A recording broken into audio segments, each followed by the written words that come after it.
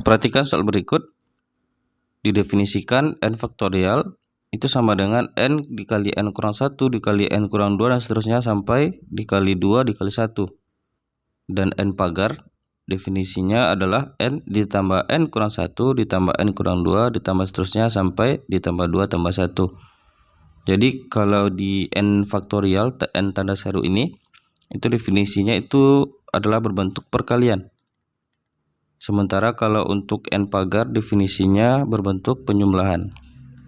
Sebagai contoh 4 faktorial itu artinya 4 kali 3 kali 2 kali 1 itu nilainya 24. Kemudian untuk n pagar itu artinya 4 ditambah 3 ditambah 2 ditambah 1 sama dengan 10. Nah, pertanyaannya berapakah digit terakhir dari 5 pagar dipagarkan ditambah 3 pagar dipagarkan ditambah dengan 5 faktorial difaktorialkan lagi dan 3 faktorial difaktorialkan lagi. Bagi yang ingin mencoba soal ini silahkan di pause dulu videonya. Nanti kita samakan jawaban di akhir. Baik, mari kita kerjakan bersama-sama. Nah, terlebih dahulu kita cari nilai 5 pagar ini terlebih dahulu. Di contoh sudah dijabarkan sampai 4 pagar, maka kalau 5 pagar berarti cukup kita tambahkan dengan 5 saja, berarti itu 15. Jadi ini 15 pagar. Nah, jadi 15 pagar tentu kita harus hitung lagi nilainya. Itu artinya 15 tambah 14 ditambah 13 ditambah sampai 2 ditambah 1 ya. Nah, ini bisa kita hitung dengan rumus Sn pada barisan aritmetika, yaitu n per 2, berarti banyak sukunya itu 15. N per 2 A ditambah UN. A-nya itu ini kita pandang dari sini aja ya. Dari yang terkecil ke yang terbesar. A-nya itu 1. Dan suku terakhirnya 15. Nah, jadi di sini kita dapatkan 15 dikali ini 16 sama 2 sisa 8 ya. Sehingga ini 0 120. Sehingga nilai dari 5 pagar dipagarkan lagi adalah 120. Ditambah dengan di sini 3 pagar berarti artinya 1 tambah 2 tambah 3 itu adalah 6. Nah, 6 dipagarkan lagi. Ini nilainya adalah 6. Jadi terbentuk 6 pagar. Nah, 6 pagar berarti kita tambahkan lagi di sini. Ini sudah kita jabarkan tadi sampai 5 pagar ya, yaitu 15. Kalau untuk menjadi 6 berarti tambah 6 berarti 21. Maka nilai ini adalah 21. Jadi secara tidak langsung contoh ini cukup membantu dalam menjawab soal.